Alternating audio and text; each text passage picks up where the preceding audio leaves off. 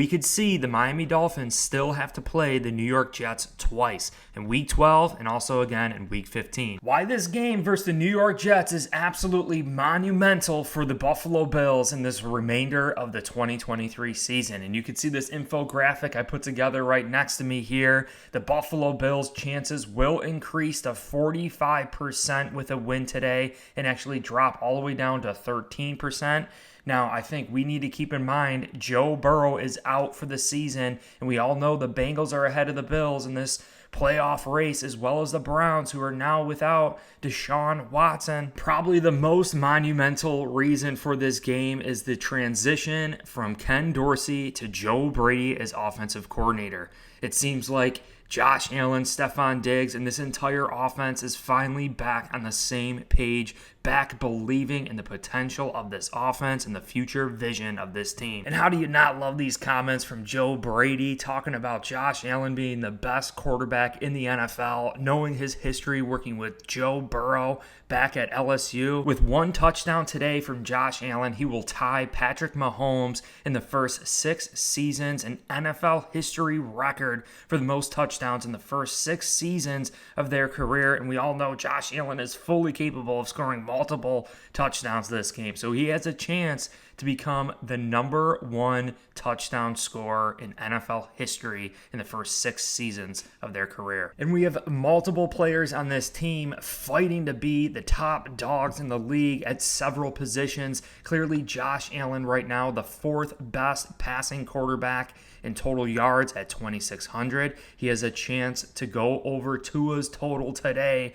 at 2,609 yards. And we have another guy on the list, our receiving weapon. We could see Stephon Diggs currently 5th in the NFL at total receiving yards, just behind Keenan Allen and CeeDee Lamb. Let's not forget the first time we played the Jets Week 1, O'Cyrus Torrence was a young rookie in his first NFL career game. Same with Dorian Williams. Same with Dalton Kincaid. And really, we can talk about Terrell Bernard here getting his first NFL start Week 1 versus the Jets as the Buffalo Bills middle linebacker. Terrell Bernard is absolutely on fire for the Buffalo Bills. And you can see here he became the first NFL player with 2 sacks, 1 interception, and 1 fumble recovery in a game since the great Bears Hall of Fame linebacker Brian Urlacher. He's the first player in Bills history to ever record such a stat. We could take a look further at Terrell Bernard, and he's currently 8th in total tackles in the NFL right now. Absolutely doing such a great job.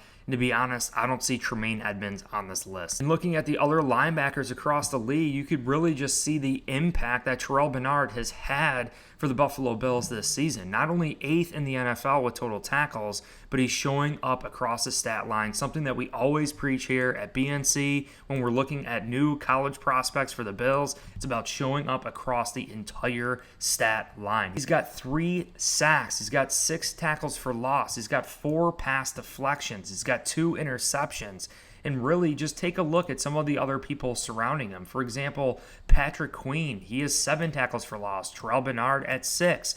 Patrick Queen only 3 pass deflections. Terrell Bernard has 4. Patrick Queen doesn't have an interception. Terrell Bernard has 2. Bernard is definitely leading in categories here and is just an overall great linebacker for the Bills and will definitely be a better linebacker this week versus Week 1 against the Jets. And here we have to take a look at the total amount of rushes that the Buffalo Bills have done so far this season, really under Ken Dorsey, and we rank 20th in the NFL.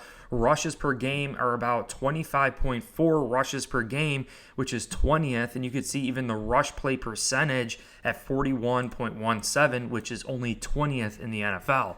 And why that is absolutely incredible is because we can take a look here at James Cook, who currently ranks 6th in the NFL in total amount of rushing yards. So the Bills should definitely be trying to run the football a little bit more, especially against a New York Jets defense who, in my previous video, we discussed, who has been really bad against stopping the run. And if the Bills commit to running the football a little bit more, I mean, it's very reasonable to think that James Cook could potentially finish as the leading rushing back in the NFL. James Cook is only 132 yards away from Christian McCaffrey right now, and we still have 7 games left in the season. And as I mentioned, the Jets are bad against stopping the run. Maybe James Cook goes over 100 today. The Buffalo Bills defense is currently 5th in the NFL with their total sack percentage. They are getting sacks 9.14% of the time. And we could see here that Leonard Floyd currently ranks 12th in the NFL at total 7 sacks. Go down a little bit further at 15th overall. We have AJ Epinesa at 6.5 sacks.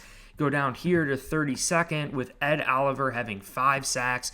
But Ed Oliver currently ranks the highest out of all defensive tackles in the league, the total amount of pressures and pressure rate. The New York Jets have a ton of injuries in this game, and their offensive line is primarily a run-blocking offensive line. They are not great at pass blocking, so I really think the Buffalo Bills are going to show up on the stats today, have a lot of sacks.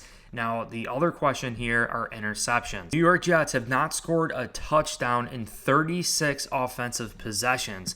And we could see here that the Buffalo Bills have the 6th rated highest corner slot machine. Taron Johnson here, 6th best in the NFL, going against Zach Wilson today. Maybe a pick 6 from Taron Johnson. Rasul Douglas, who has had now a few weeks here in Buffalo, and I really love what I'm seeing on tape from Rasul Douglas. Also, Dane Jackson really started to step up, even in that Cincinnati Bengals game, shedding blocks, making tackles.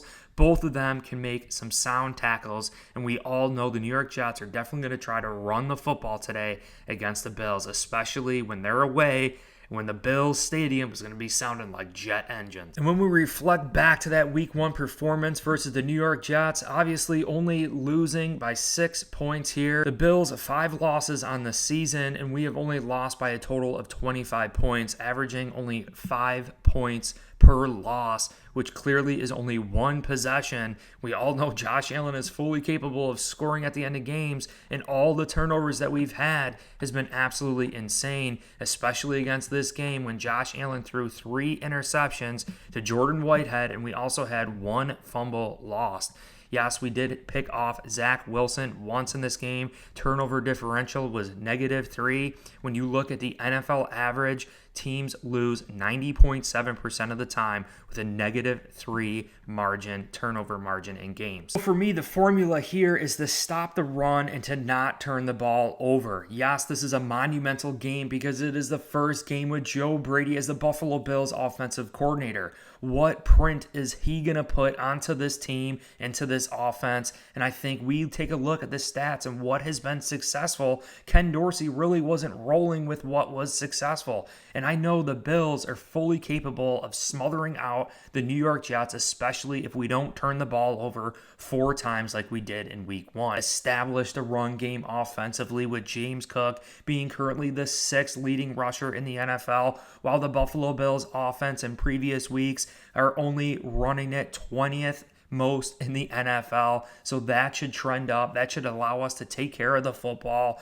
And one other thing too we need to discuss are the forced fumbles. Hold on to that football. Ken Dorsey preached run after catch in every single meeting, and I think this is really important for the Buffalo Bills to understand. Yes, run after catch is critical, but there's a certain point in games when you need to do it. You know, putting the ball in a disadvantaged situation or in harm's way early in games doesn't necessarily make sense. Again, it boils down to making the playoffs. If the Buffalo Bills win this game, our chances increase to supposedly 45%. I'm saying it's even more than that because of the injury to Joe Burrow being out for the year, because of Deshaun Watson being out for the year. I mean, we have the Indianapolis Colts and the Houston Texans ahead of the Buffalo Bills here too as well. I know we're a better team than both of them, and keep in mind the Miami Dolphins have to play the New York Jets twice. They have not played the New York Jets once. So we look at Tua and their offense, and really the New York Jets, one of the best pass defenses in the league. that could be a struggle for the Miami Dolphins, who could very well chalk up 2 losses. Hope you all enjoyed this video. I hope you guys are hyped up for this New York Jets versus Buffalo Bills game here. I really think this is a game the Bills could get back on track. A lot of fun during the week here per Sean McDermott. Zach Wilson potentially throwing multiple interceptions. A sack fest here for Bills Mafia. I think all these guys trying to get back into the top 10 of the league. We got Josh Allen 4th. We got Stephon Diggs 5th. James Cook sitting outside at 6th. And Leonard Floyd, the 12th best rusher in the NFL. We're going to do some big time things. But I appreciate you guys so much. Hit like, subscribe, and I will check you soon. Check me during the game actually too. And go Bills.